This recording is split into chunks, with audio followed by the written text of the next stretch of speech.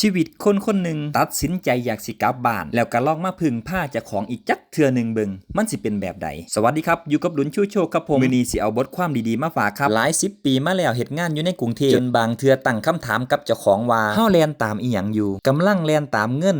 แล่นตามงานแล่นตามความก้าวหน้าหรือว่าแล่นตามอีหยังกันแท้จนมาฮอดมื้อนึงตั้งใจว่าสิกลับบ้านไปเฮ็ดโคกหนองนามีเสียงขัดขานหลายแฮงครับบ่ว่าสิเป็นลมเหลวมาจากกรุงเทพการหนีปัญหามาจากทางอื่นการเอาเงินมาถิ่มใส่ที่ไว้แบบบ่มีประโยชน์เสียงรอบข้างซุ่มนี้บอกเลยว่าเฮ็ดให้วิตกกังวลบักคักแต่ผมเองนั่นก็บ่ได้ใส่ใจแฮงดอกครับเป็นแค่ระยะเวลาช่วงนึงที่ยอมรับว่าเจ้าของคิดมากแต่ถ้ามาเบิ่งดีๆครับผมจากที่ผมเคยซื้อทุกอย่างกินมื้อนี้ผมเริ่มปลูกผักกินเองได้ครับจากที่เคยสั่งกับข้าวเขากินคู่มื้อนี้เริ่มหัดเฮ็ดกับเขาจากของที่ผมปลูกขึ้นเองครับจากที่เคยเครียดกับงานแล่นตามความก้าวหน้าก็มาหูว่าคุณค่าของเจ้าของอยู่กับคำว่าพ่อเพียงพี่น้องมันเป็นการเริ่มต้นจากสิ่งน้อยๆนี่เอง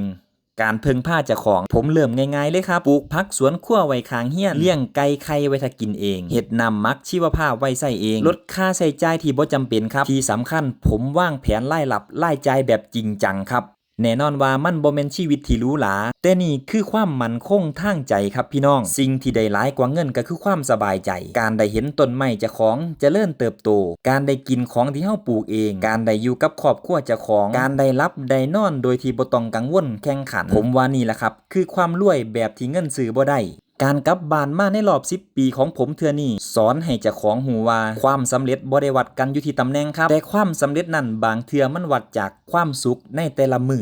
อครับพี่น้องถ้าพี่น้องกำลังเมื่อยอยู่บางเทื่อการเฮ็ดอีหยังซ่าๆอาจสิเฮ็ดให้พี่น้องหายเมื่อย